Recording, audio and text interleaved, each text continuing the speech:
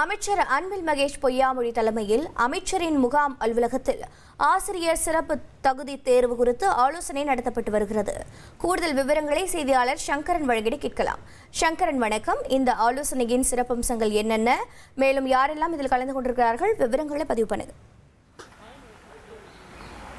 வணக்கம்.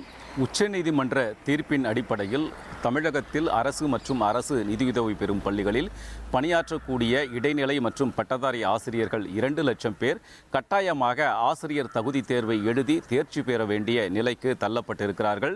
இதற்காக இந்த சிறப்பு தகுதி தேர்வை நடத்துவதற்கான அறிவிப்பை ஆசிரியர் தேர்வு வாரியம் நேற்று வெளியிட்டிருந்த நிலையில் ஒரு சில நிமிடங்களில் அந்த அறிவிப்பானது திரும்ப பெறப்பட்டது.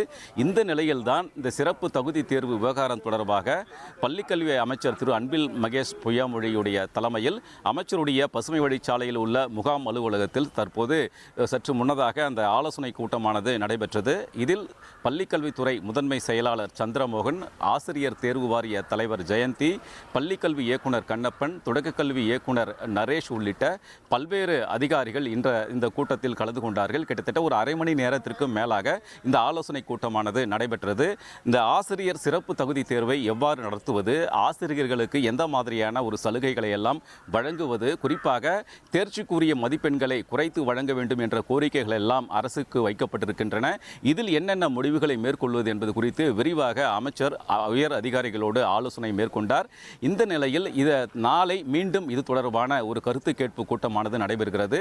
நாளை மாலை 5 மணிக்கு டிபிஐ வளாகத்தில் அனைத்து ஆசிரியர் சங்க தலைவர்களுடைய கருத்துக்களை அமைச்சர் திரு அன்பில் மகேஷ் பொய்யாமொழி கேட்டறிகிறார். இன்று அதிகாரிகளுடன் ஆலோசனை நடந்த நிலையில் நாளை ஆசிரியர் சங்க தலைவர்களோடு ஆலோசனை கூட்டமானது நடைபெறுகிறது. இதைத் தொடர்ந்து இந்த மாத இறுதிக்குள்ளாக இந்த விவகாரத்தில் உரிய முடிவு எடுக்கப்படும் என்ற தகவல்கள் வெளியாகி இருக்கின்றன. எனவே 2 லட்சம் ஆசிரியர்கள் சம்பந்தப்பட்ட விவகாரம் என்பதால் இதை பொறுமையாக விவாதித்து ஒரு முடிவை எடுப்பதற்கு அரசு திட்டமிட்டிருப்பதாகவும் தகவல்கள் வெளியாகி இருக்கின்றன.